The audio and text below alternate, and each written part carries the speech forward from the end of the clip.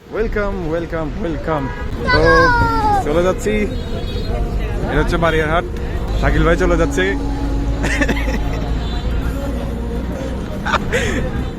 শাকিল ভাই মনে হয় কিছু নিবে, কিছু বুঝতেছি না কিসের জানি, কি কাগজ কতগুলার বস্তা ধরা দিছে,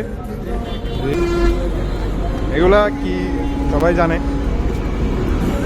তো কথা বলতে বলতে উঠে গেলাম একটা বাসে, আর বাসটি রওনা দিবে ফেনী মহিপালের উদ্দেশ্যে। তো উঠে পড়লাম। ওঠার পর শাকিল ভাইয়ের রিয়েকশন দেখছিলাম। শাকিল ভাই এখনো আমাকে কিছু বলতেছে না, উনি কি নিবে। বাস থেকে নামার পর হেঁটে হেঁটে একটা রিক্সা উঠলাম। রিক্সা ওঠার পর তারপরও শাকিল ভাই আমাকে কিছু বলতেছে না, কি জন্য যাচ্ছে কি জন্য যাচ্ছে। অনেকবার জিজ্ঞেস করার চেষ্টা করলাম, তা আপনারা ভিডিওতেই দেখছেন। হাতের মধ্যে কি একটা ব্যাগ ধরাই দিয়েছে, হাতের মধ্যে কি একটা ব্যাগ ধরাই দিয়েছে, টাকাও বুঝি না, জ্যাকেটও বুঝি না, কি জানি কে জানে, ফালাইতেও দিচ্ছে না হাত থেকে। দেখা যাক উনি কি কিনে কোথায় নিয়ে যায়। আমার মনে হচ্ছে মোবাইল অথবা 10,000 টাকা দামের এরকম কিছু। হ্যাঁ ভাই, এরকম কিছু হবে। তো কথা বলতে বলতে আমরা গন্তব্যের খুব কাছেই চলে আসলাম। তার মধ্যেই আমরা রিক্সা থেকে নেমে শাকিল ভাইয়ের সাথে হাঁটতে হাঁটতে একটা বাড়ির সামনে চলে গেলাম। কাকে যেন কল দিল, তারপরেও আমরা কিছু জানতেছি না কি করতে চাচ্ছেন উনি। আমি একটা বিষয় আন্দাজ করতে লাগছিলাম, উনি অনেক কার জন্য অপেক্ষা করছে। এটা একটা বাইকের মার্কেট। এখন মানে হঠাৎ আমি বুঝতে পারতেছি না উনি কাকে কাকে কল দিচ্ছেন, আর এই মার্কেটের সামনেই বাইক কেন আসছে।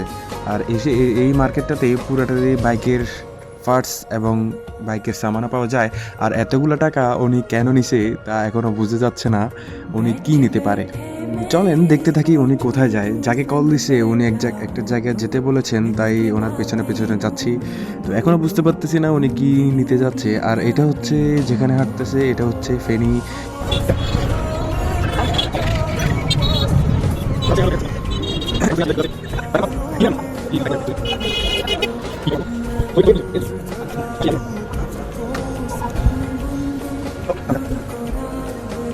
কিছু বুঝতেছি না শাকিল ভাই কি করতে যাচ্ছে।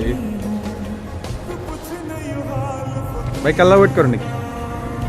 কাল্লা ভাই মারে দিব আপনাকে। তারপর ফেনী শহরে হাঁটতে হাঁটতে ওনার টাকার বস্তাটা, ওনার মানে ছালার বস্তাটা ওনাকে দিয়ে দিলাম। আর আর আসতেছি না, ধরেন কেন আসতেছে উনি ওটাও বলতেছে না, তাই দিয়ে দিলাম। আর উনি দাঁড়িয়ে থাকলেন কারো অপেক্ষায়। কিলাই। আর তারপর একটা ম্যাজিক দেখলাম।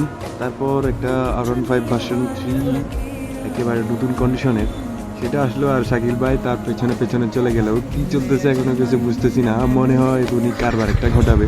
এখনো বোঝা যাচ্ছে আমার আন্দাজই এটা ছিল। তো দেখতে দেখতে থাকেন শাকিল ভাই কি কি করে, আর এটা কি নেয় নাকি না নেয়। তো তো ওনার পিছনে আস্তে আস্তে ওনার ঘরে ঢুকলাম, আর শাকিল ভাই ব্যাগ থেকে টাকাগুলো দিল। তো ওখানে অনেকজন দাঁড়িয়ে আছে, আমার ভিডিও করা দেখে অনেকেই নার্ভাস হয়ে পড়েছে। আর তারপর উনি টাকা গণাগণি শেষ করলো, আর নাস্তা পানি করে ঘর থেকে বেরিয়ে উনি বাইকে উঠে পড়লেন, আর চাবি ঘুরিয়ে কি যেন করতেছে। আচ্ছা যাক, তো এতক্ষণ আর ওয়েট করে লাভ নেই, উনি বাইকটি নিয়ে নিলেন। শেষ পর্যন্ত দেখলাম, আর ওনার রিয়েকশন দেখেন। উনি প্রায় আজকে 7 থেকে 8 দিন ঘুমাতে পারতেছে না। 7 থেকে 8 দিন না, মানে উনি বাইকটা দেখার পর থেকে মানে পুরো এক্সাইটেড। আর বাইকটি নেওয়ার জন্য ওনার ঘুম আসতেছিল না, চোখের অবস্থা খারাপ। যা দেখে আমরা বুঝতেছিলাম ওনার চেহারা ছবি দেখলে আর অপেক্ষা করে দেখতে, আর হাঁটা দেখলেই আমরা বুঝতে পারছি। তো শেষ পর্যন্ত উনি টাকা পয়সার লেনদেন শেষ করার পরে নিয়ে নিলেন। তারপর আমি একবার রাউন্ড দিয়ে দেখলাম। তারপর তারপর আর কি, তারপর খেলা ফাইনাল। আর ফেনী থেকে আমরা বাইকটি চালাতে চালাতে চালাতে চালাতে চালাতে চালাতে চালাতে চালাতে অক্লান্ত পরিশ্রমের পরে আমাদের শখের শাকিল ভাইয়ের বাইকটি নিয়ে নিতে পারলাম। না জানি উনি আজকে কি ঘুমাতে পারছেন নাকি পারছেন না। তো এটা অনেকেরই শখ, এটা সাধারণত উনি ওনার টাকায় কিনছেন। তো এটা ওনার জন্য অনেক বড় কিছু। তো দেখতে থাকেন, বাইকটির কালার কিন্তু মারাত্মক এবং জোস কালার। রাতের বেলায় কালারটি কেমন দেখা যাচ্ছে কি জানি, বাইকে একটি দাগও নেই।